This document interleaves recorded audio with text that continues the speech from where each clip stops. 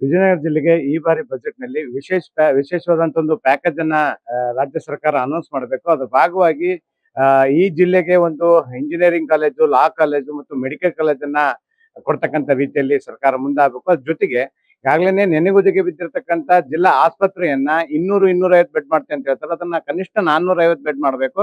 ಅದ್ರ ಭಾಗವಾಗಿ ನಮಗೆ ಮೆಡಿಕಲ್ ಕಾಲೇಜ್ ತರಲಿಕ್ಕೆ ಬಹಳ ಅನುಕೂಲ ಆಗುತ್ತೆ.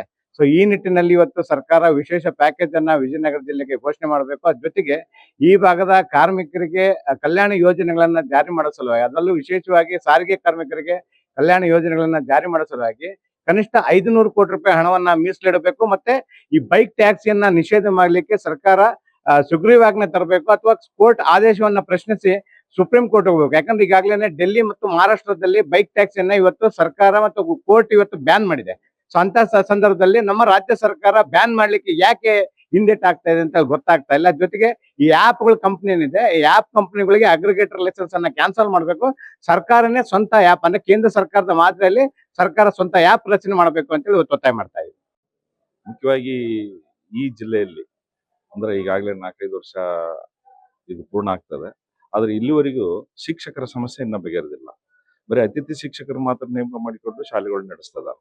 ಅತಿಥಿ ಶಿಕ್ಷಕರ ಮೇಲೆ ಈ ನಂಬಿಕೆ ಇಟ್ಬಿಟ್ಟು ಮಕ್ಕಳೇನ್ ಕಲಿತಿದಾರಲ್ಲ, ಅವ್ರ ಕಲಿಕೆಯಲ್ಲಿ ಕೂಡ ಹಿಂದುಳಿಲಿಕ್ಕೆ ಕಾರಣ ಅಂತಕ್ಕಂಥದ್ದು. ಆಮೇಲೆ ಈ ಈಗ ಹೊಸ ಏನ್ ಜಿಲ್ಲೆ ಆಗಿದೆಯಲ್ಲ, ಇದಕ್ಕೆ ತಕ್ಕಂತೆ ಸರ್ಕಾರಿ ಶಾಲೆಗಳನ್ನ ಬಿಲ್ಡಿಂಗ್ಗಳನ್ನು ಕೂಡ ಕನ್ಸ್ಟ್ರಕ್ಷನ್ ಆಗ್ತಾ ಇಲ್ಲ.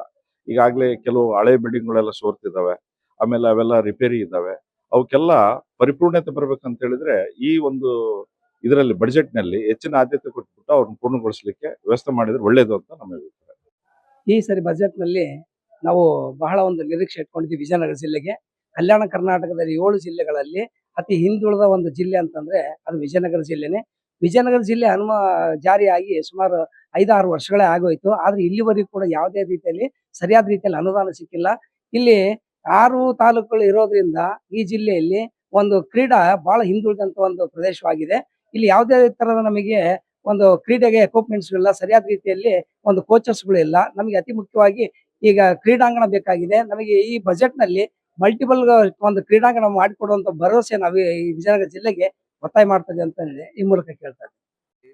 ಸ್ಲಮ್ ಬೋರ್ಡಿಂದ ಏನ್ ಸರ್ಕಾರಿ ಅನುದಾನದಲ್ಲಿ ಸ್ಲಮ್ ಬೋರ್ಡ್ ಏನ್ ಡಿಕ್ಲೇರ್ ಆಗಿದೆ, ಆ ಡಿಕ್ಲೇರ್ ಆದಂತ ಪ್ರಧಾನ ಮಂತ್ರಿ ಆವಾಸ್ ಯೋಜನೆ ಮನೆಗಳು ಅರ್ಧಕ್ಕೆ ನಿಂತಿವೆ.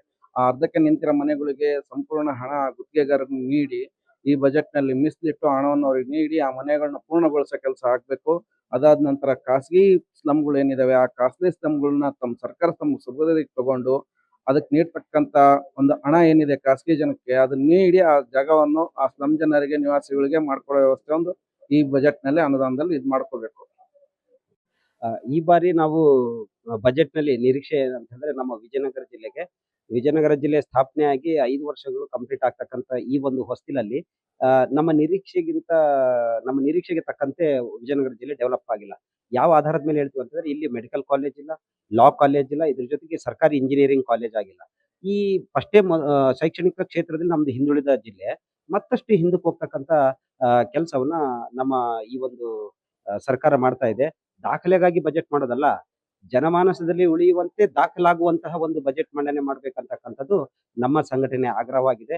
ಇಲ್ಲ ಅಂತ ಹೇಳಿದ್ರೆ ಈ ವಿಜಯನಗರ ಜಿಲ್ಲೆ ತಮ್ಮ ರಾಜಕೀಯ ಹೊಣ ಪ್ರತಿಷ್ಠೆಗೆ ಜಿಲ್ಲೆ ಮಾಡಿ ಬಿಟ್ಟು ಜನರನ್ನ ಅತಂತ್ರ ಪರಿಸ್ಥಿತಿಯಲ್ಲಿ ಬಳ್ಳಾರಿಗೆ ಹೋಗ್ಬೇಕು ಮತ್ತು ವಿಜಯನಗರ ಜಿಲ್ಲೆಗೆ ಬರ್ಬೇಕು. ಯಾಕಂದ್ರೆ ಕೆಲವೊಂದು ಜಿಲ್ಲೆ ಆಫೀಸುಗಳು ಬಳ್ಳಾರಿಯಲ್ಲಿ ಇರೋದ್ರಿಂದ ನಾವು ಅಲ್ಲಿಗೆ ಇಲ್ಲಿಗೆ ಹೋಗಿ ಬರ್ತಕ್ಕಂಥ ಸಂದಿಗ್ಧ ಪರಿಸ್ಥಿತಿ ಇರತಕ್ಕಂಥದ್ದು. ಈ ಬಡ್ಜೆಟ್ ಮಂಡನೆಯಲ್ಲಿ ಮೊಟ್ಟ ಮೊದಲನೇದಾಗಿ ಈಗ ನಮಗೆ ಶುಗರ್ ಫ್ಯಾಕ್ಟ್ರಿದು ಬಹಳ ಕೊರತೆ ಇದೆ. ಯಾಕಂದ್ರೆ ಹಲವಾರು ವರ್ಷಗಳಿಂದ ಇವತ್ತು ಶುಗರ್ ಫ್ಯಾಕ್ಟ್ರಿ ಬಂದಾಗಿದೆ. ಹಾಗಾಗಿ ಪ್ರತ್ಯೇಕ ಅನುದಾನವನ್ನು ಕೊಟ್ಟು ಒಂದು ಶುಗರ್ ಫ್ಯಾಕ್ಟ್ರಿಯನ್ನು ಮಾಡಬೇಕು. ಆಮೇಲೆ ಮಹಿಳೆಯರಿಗೆ ಮಹಿಳಾ ಪೊಲೀಸ್ ಸ್ಟೇಷನ್ ಕಂಪಲ್ಸರಿ ಬೇಕೇ ಬೇಕು. ಯಾಕಂದ್ರೆ ಯಾವುದೇ ಒಂದು ಬೇರೆ ರಾಜ್ಯಗಳನ್ನು ನೋಡಿದ್ರೆ ಮಹಿಳೆಯರಿಗೆ ಒಂದು ಪ್ರತ್ಯೇಕವಾದಂಥ ಒಂದು ಪೊಲೀಸ್ ಸ್ಟೇಷನ್ ಇರೋದ್ರಿಂದ ಮಹಿಳಾ ಪೊಲೀಸ್ ಸ್ಟೇಷನ್ಗೆ ಮೊದಲಿನ ಆದ್ಯತೆ ಕೊಡಬೇಕು. ಆಮೇಲೆ ಈಗ ನಮ್ಮ ಈ ಕಾರ್ಮಿಕರ ಮಧ್ಯದಲ್ಲಿ ಈ ಲೇಬರ್ ಕಾರ್ಡ್ ಬಗ್ಗೆ ಇಲ್ಲಿವರೆಗೆ ಸಂಪೂರ್ಣವಾದಂತ ಯಾವುದೇ ಇದು ಆಗ್ತಾ ಇಲ್ಲ. ಹಂಗಾಗಿ ಈ ಬಡ್ಜೆಟ್ ಅಲ್ಲಿ ಸ್ಪೆಷಲ್ ಆಗಿ ಒಂದು ಸ್ಪೆಷಲ್ ಡ್ರೈವ್ ಮಾಡಿ ಕಾರ್ಮಿಕರಿಗೆ ಎಲ್ಲರಿಗೆ ಲೇಬರ್ ಕಾರ್ಡ್ ಕೊಡ್ಲಿಕ್ಕೆ ವ್ಯವಸ್ಥೆ ಮಾಡಿಕೊಡ್ಬೇಕಂತ ಹೇಳಿ ನಮ್ದೊಂದು ಒತ್ತಾಯ ಇದೆ.